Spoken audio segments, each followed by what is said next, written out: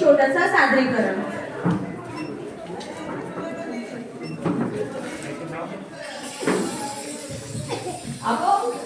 अहो ऐकलं का? मी घर झाडते तेवढं नळ बंद करता का? अगं मी पण काम करतोय. मी पण कामच करते ना. सकाळचं नाही मग कामच करते. आज पाणी काय वाटते समजायला पाहिजे. बघा या सीन मध्ये नळ चालू होता. या सीन मध्ये नळ चालू होता पण तो नळ बंद करण्याचा कोणीच विचार केला नाही. उलट ते सगळेजण भांडतच बसले.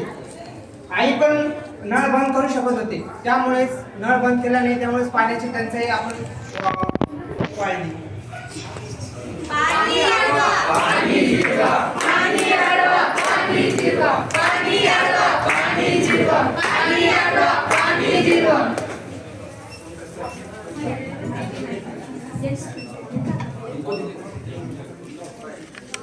अरे तो बघ त्याने खाली कचरा फेकला. थांब मी उचलतो. अरे तू का उचलत आहेस? आपण नाही फेकला, ज्याने फेकला तोच उचलेल तो कचरा. काय बोलला भाऊ? तो कचरा उचला आणि कचरा पेटीमध्ये टाका. मी का उचलू? कचरा तुम्ही टाकला ना तर तुम्ही उचल त्याला. टाकला तर मग काय झालं? तो उचला. एवढे जबाबदार दिसता. असा कचरा खाली फेकताना लाज वाटत नाही का तुम्हाला? तुमच्या घरचा आहे का? तुमच्या पण घरचा नाही त्याला रस्ता. तुम्ही खाली कचरा फेकू शकत नाही असा. आता कोणाला बोलतोय? असं चांगलं सांगितलं रस्त्यावर. या कचऱ्याची जागा रस्ता नाही तर डस्टबिन आहे. आपण सगळे जबाबदार नागरिक आहोत. आपला कचरा ही आपली जबाबदारी असली पाहिजे. तो रस्त्यावर न फेकता तो डस्टबिन मध्येच टाकायला पाहिजे. आपला कचरा आपला कचरा आपला कचरा.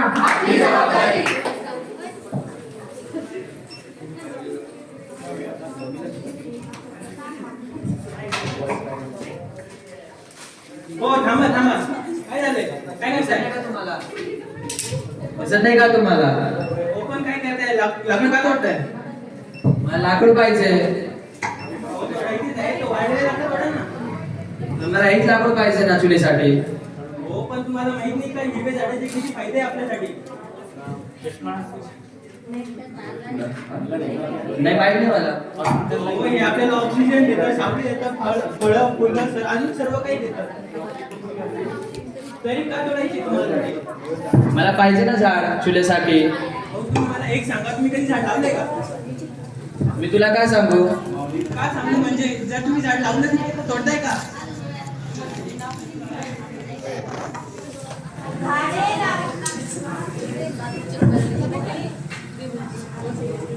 बघितलं तुम्ही जर एक झाड लावू पण शकत नाही तर ते तोडण्याचा अधिकार तुम्हाला दिला कोणी? आपण असा संकल्प केला पाहिजे की किमान आपल्या येणाऱ्या पिढीसाठी कमीत कमी 3 का झाडे होत नाही आपल्या अंगणात लावली पाहिजे, ती वाढवली पाहिजे.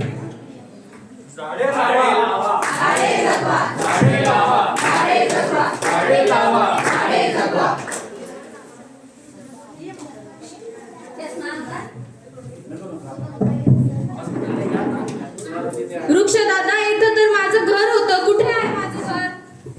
ते एक लाकूड तोडा आला होता. त्यांनी सर्व फांद्या तोडून नेल्या. पण त्या घरात माझी छोटी छोटी पिल्लं होती. आता माझी पिल्ले कुठे गेली असतील? त्यांनी सर्व लाकडं तोडून नेली. काय माहिती आता कुठं गेलीस?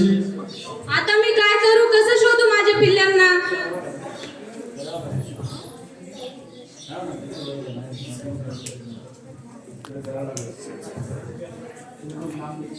मी आहे झाड.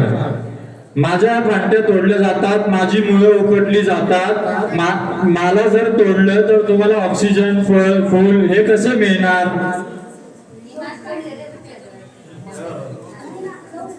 मी आहे पक्षी. माझं घर झाडांवर असतं. पण तुम्ही जर अशी झाडे तोडत राहिली तर मी कुठे राहणार? मी आहे नदी. माझं पाणी अगोदर स्वच्छ होतं. आता ते तुम्ही पिऊ शकत नाही. त्याने तुमचं आरोग्य खराब होईल. मी एक प्लास्टिक पिशवी. मला एवढं मजबूत बनवलं गेलं आहे की मला कधीच कोणी नष्ट करू शकत नाही.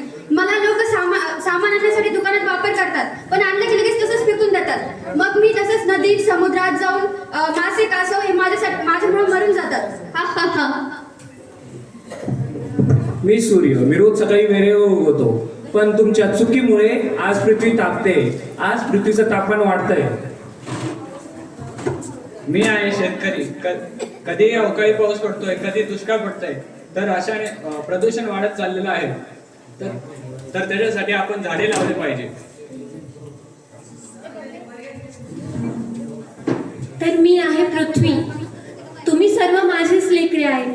ही पक्षी, झाडं, शेतकरी, डोंगर, दऱ्या ही सर्व माझीच लेकरे आहेत. पण तुम्ही माझ्यासोबत काय केलं? माझ्या नद्या स्वच्छ होत्या, माझी झाडे वाढलेली होती, माझे डोंगर हिरवेगार होते. आता मला स्वतःची अवस्था बघून रडायला येतं की तुम्ही मानवानी माझ्यासोबत काय केलं. इतकी कशी तुम्ही निर्दयी असू शकता? ज्या निसर्गानं तुम्हाला एवढं सगळं दिलं त्या निसर्गाशी तुम्ही कृतज्ञ कसे असू शकतात? एवढं लक्षात ठेवा, मी शांत आहे, मी कुमकुवत नाही. जर मी रागवले तर तुमच्या सर्वांचं आयुष्य अवघड आहे. भूकंप होतील, वादळे येतील, लाटा येतील, हे सगळं होईल. तर मी तुम्हाला हात जोडून विनंती करते की निसर्गाचा होणारा ऱ्हास थांबवा, पाणी वाचवा, पाणी अडवा, पाणी जिरवा, झाडं लावा. एक झाड कापत असाल तर एक वृक्ष लावा. आपल्या निसर्गाचं संगोपन करा. येणाऱ्या पिढीसाठी लागणारे गोष्टी तुम्ही जपून ठेवा. मी तुम्हा सर्वांना हात जोडून विनंती करते की माझा ऱ्हास थांबवा. धन्यवाद. भारत माता की.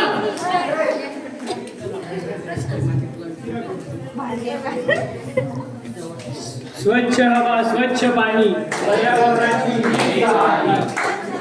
स्वच्छ पाणी, पर्यावरणाची हीच कहाणी. स्वच्छ हवा, स्वच्छ पाणी, पर्यावरणाची हीच कहाणी.